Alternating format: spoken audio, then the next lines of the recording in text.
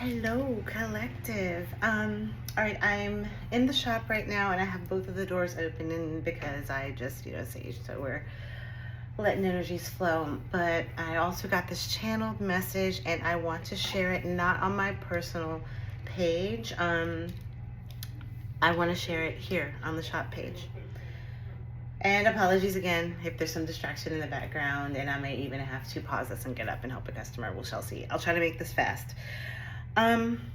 I've been talking to several people, passerbys, customers, that aren't aware that we have about 19 monks walking from Texas to DC.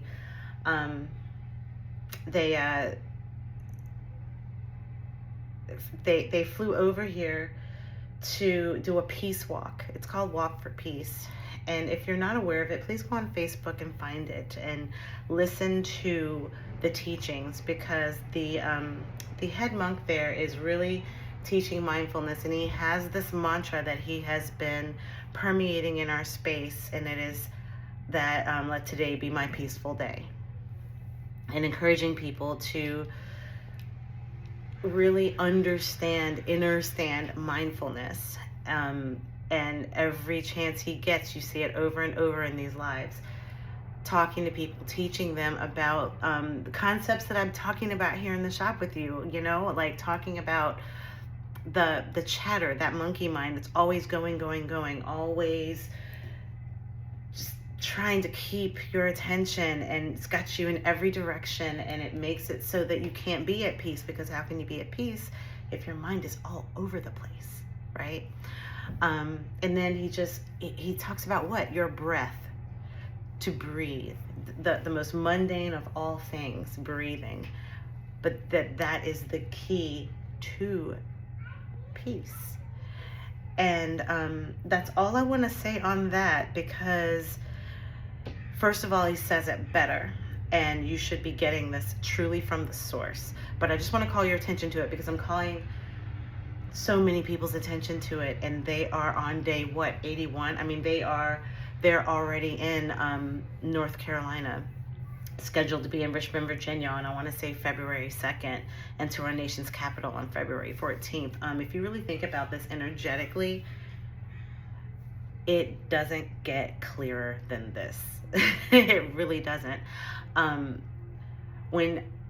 When one says be the change you want to see in the world, we need peace. Okay, let's go do this peace walk. Let's leave our country and fly over to this country and touch down on a touchstone, because they did go to a brother facility, basically, to start, and then start their march. And yes, the dog is awesome. Look, he is awesome, but it's not about the dog. It's not about, I know, because us as humans, we love our animals, we love to personify our animals. No, it's not about the dog. It's about peace. It's about humans who decided to go on a mission together to spread one message to a group of people who need it really effing badly, right? And that's what's happening here. Think about it energetically. You're going to be the peace. I'm going to show you.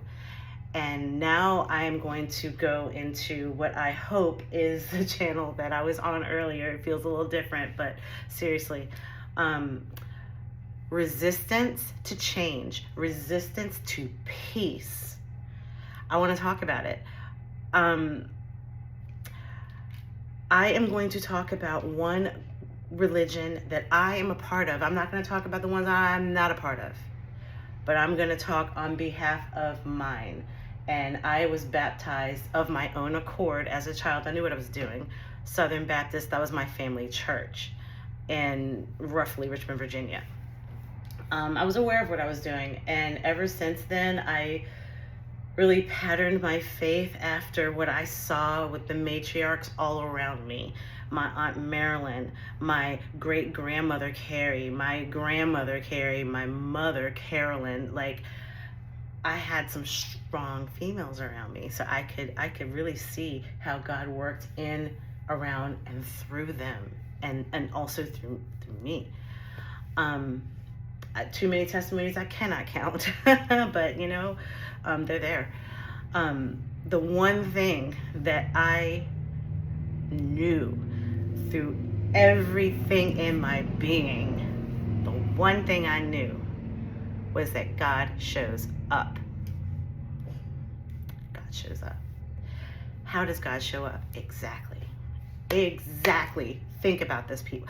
Those of you who would think, not even if doing it, those of you that would think that you would go and address any of them, much less the head, Buddha, and attempt to save his soul because he doesn't worship the way you do, because you are in the box still and don't understand. Surely don't understand, but don't understand that religion exists within spirituality.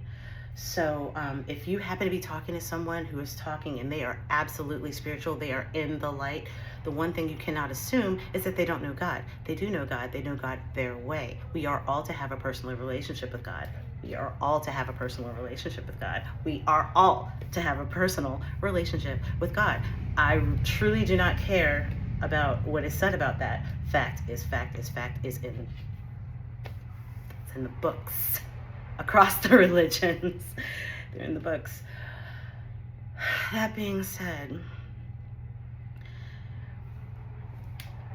to be of this particular faith, because what I'm seeing, what's triggering me is coming out of this particular one, to look into the eyes of someone who is truly doing God's work and not realize that God is working through them. You don't recognize your God. You don't recognize your God in your face. You don't recognize God in your heart. You don't recognize God with your eyes and your earthly senses. But the person you're talking to is working beyond their earthly senses.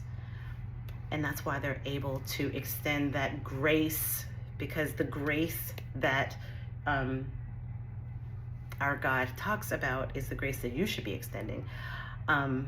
Grace, mercy, perseverance, patience, all of these things.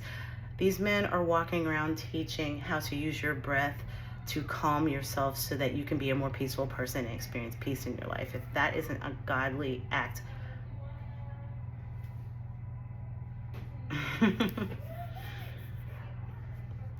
make it a beautiful day.